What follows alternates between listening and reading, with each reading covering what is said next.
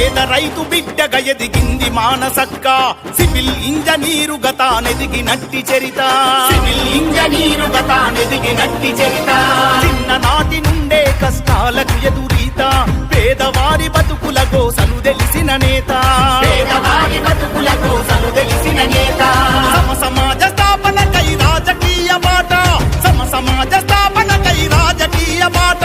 కరీంనగరు ఎంపిక మొదలెట్టే ఓట్ల వేట మార్పు కొరకు మానసక్క తానేవో వేగు చుక్క ఆయుధాలు లేనట్టి యుద్ధానికి సిద్ధమిక